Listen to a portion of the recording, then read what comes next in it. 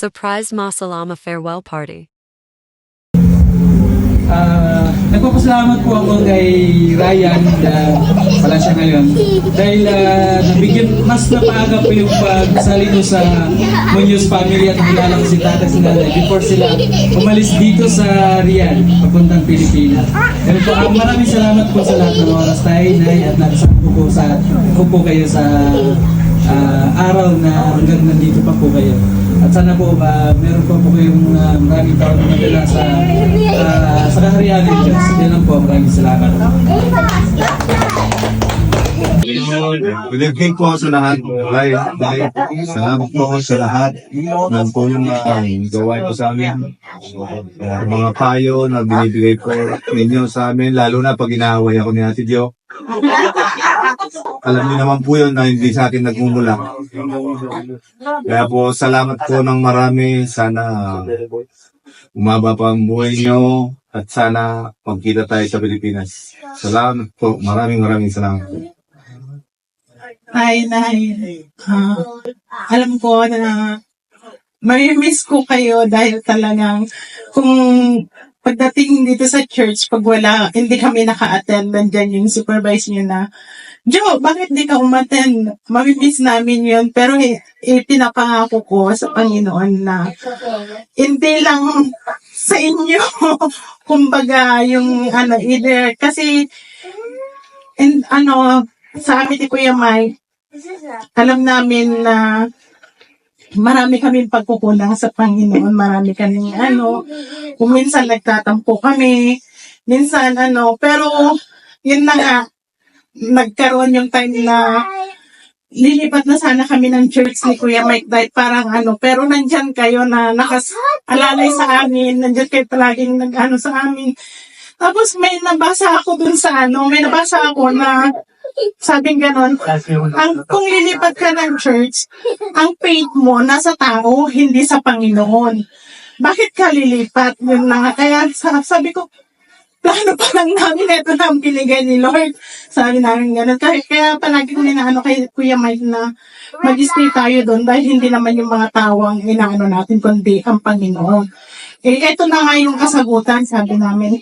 Kaya, hanggat buhay kami, sana nawa, nandun pa rin yung pag-ano namin sa inyo na hindi po namin makakalimutan na mangumusta. Yun nga sabi niyo, kung sa Pilipinas na kayo, baka mamaya hindi na kami mangumusta, hindi na namin kayo kilala. Pero alam ko naman na kung hindi kami yung makakapag-message, alam ko naman si nanay hindi matitiis yun na hindi siya mag-message sa amin. Kaya nagpapasalamat ako sa inyo, talagang tinuring nyo kaming anak talaga kahit anong mangyari, kahit nandiyan kayong nakasubaybay sa amin, nakaagapay talaga kahit na kung minsan nga matigas yung ulo ko, yan palagi. Jocelyn, namin yung ginagawa mo, ganun palagi si tatay at si nanay, palagi silang nagpapaalala sa amin ni Kuya Mike. Kaya, pagdating sa Pilipinas, sana magkita-kita rin tayo, makapasyal kami doon sa inyo at makapasyal din kayo sa amin. Yan po, God bless po sa pag-uwi nyo at sana ang Panginoon nyo. Mag-help nyo po sa inyo. Nandun po yung support nyo palagi at hindi po dito po. Salamat po sa lahat.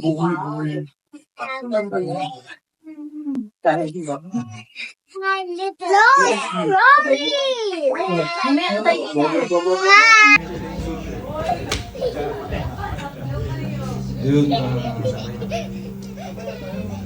sana to Nung una sa Alarabi namin sa nagpas muna ako Ngayon, hindi kami nakapunta ng inipon ko sa amin, nawala Nahugot na nakalimutan ko iba sasabihin ko Pero yun, okay pa ba kayo mga kabagting? Ayan, tandaan nyo yung Ninong Branca, napakarami niya, baka hindi pa nakasubscribe sa inyo yan, bilangin niya, mga nasa 100 subscribers na sana kayo.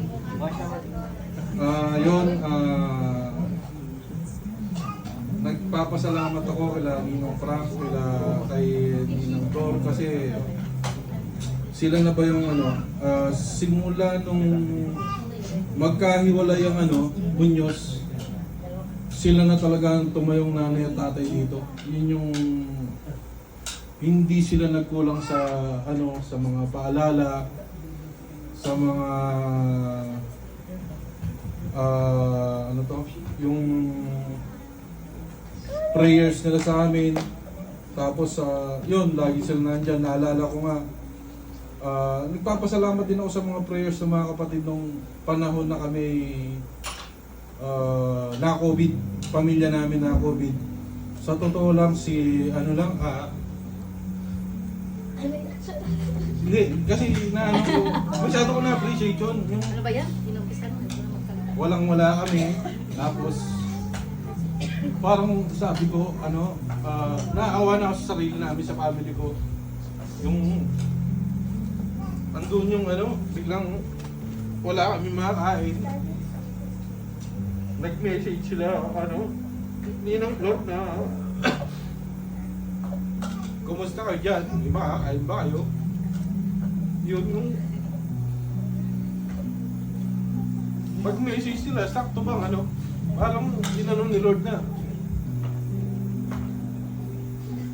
Nagdala sila ng pagkain sa amin, parang ko. Ang hirap ng kalagayan namin, tapos parang sa dami-dami talaga namin ng kakilala dito. Si Ninang Flor at si Ninong Frank lang talaga nakaalala. Kahit may COVID kami, dinalang kami sa bahay ng makakain namin para lang, alam mo yung nakakaawa na yung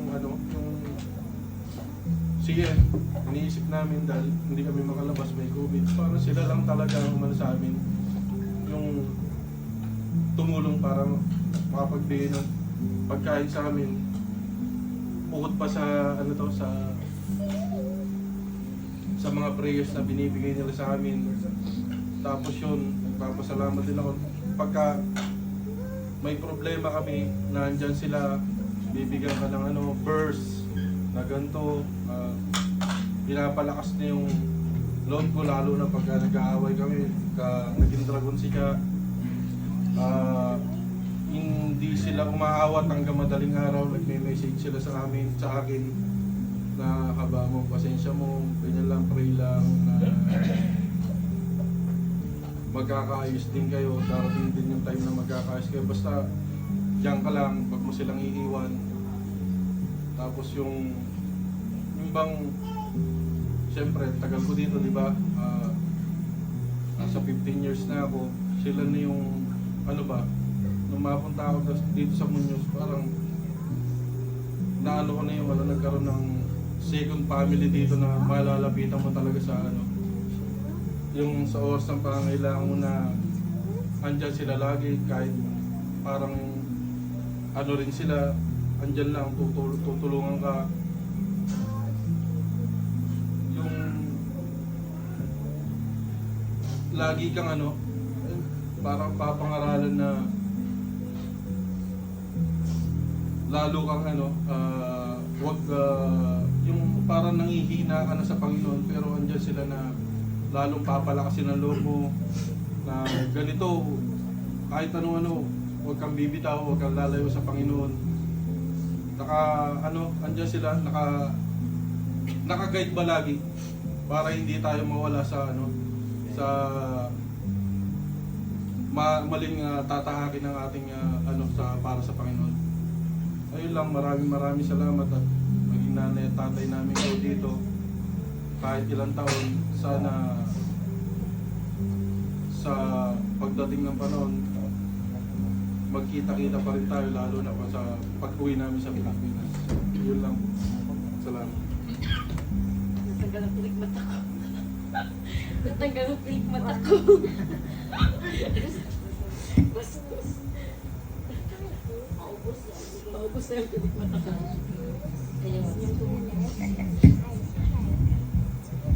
Ayun. Parang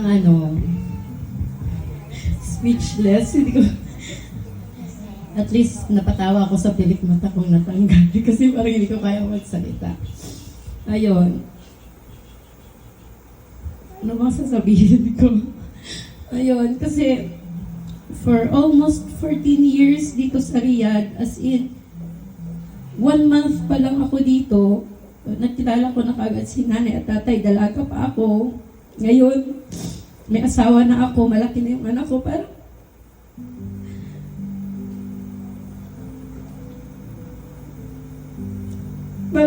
nasasaktan talaga ako pag sinasabi ni tatay, araw-araw kaming magkasama na piniprepare nila yung pag-uwi nila. Pag sinasabi ni tatay na dapat matapos na to kasi gusto ko nang umuwi sa Pilipinas. Sabi niya, hindi ako nagsasalita pag sinasabi yun ni tatay, pero nasasaktan ako kasi parang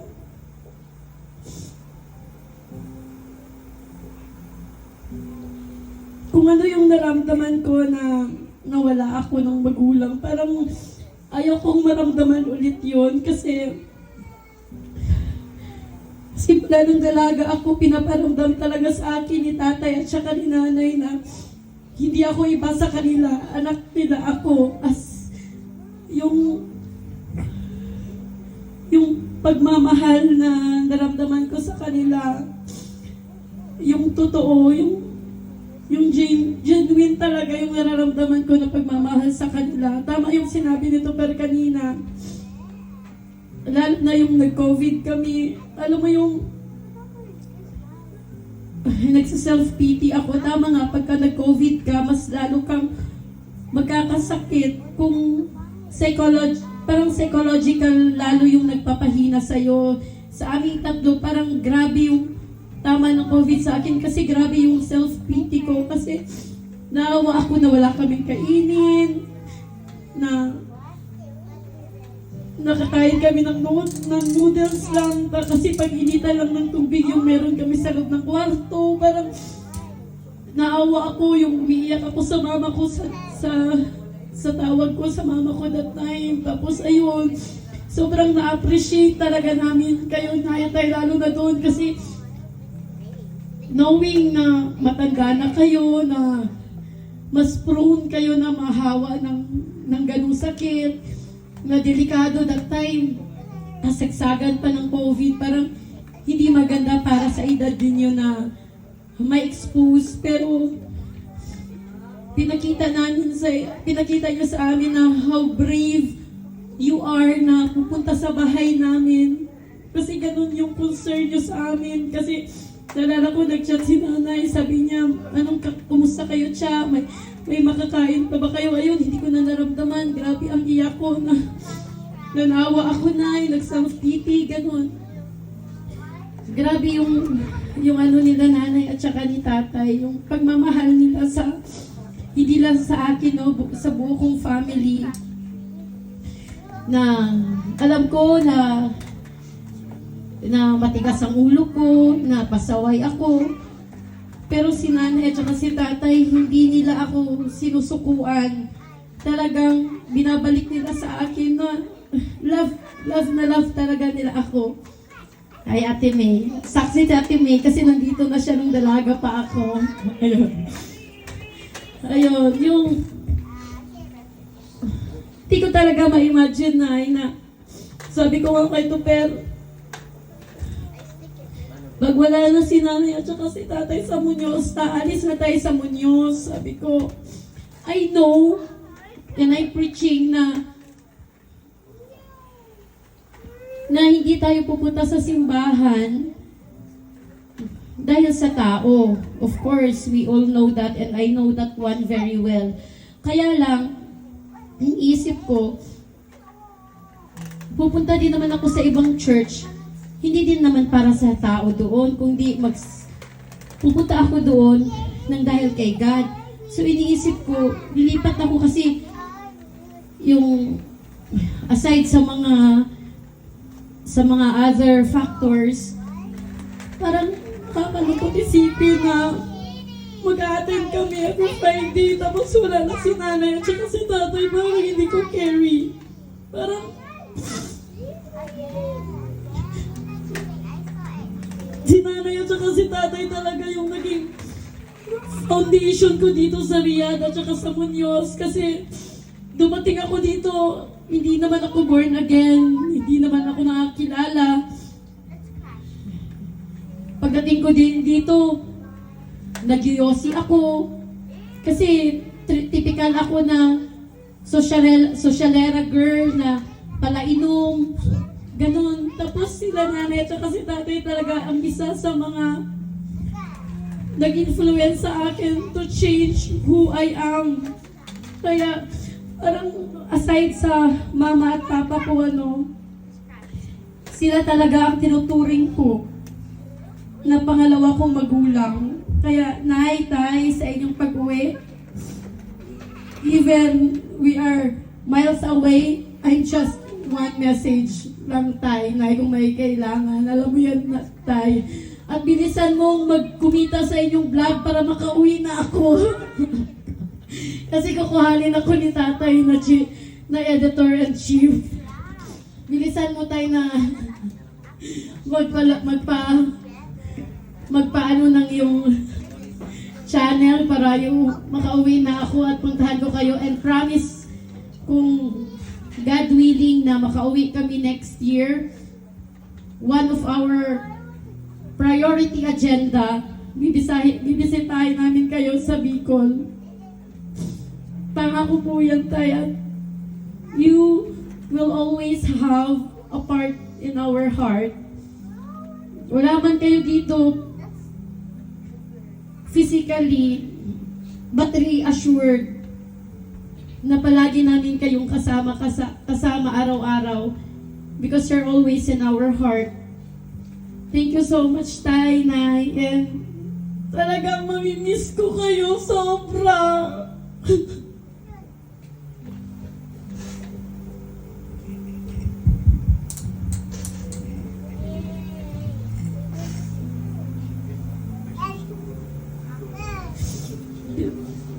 Love you, Nay.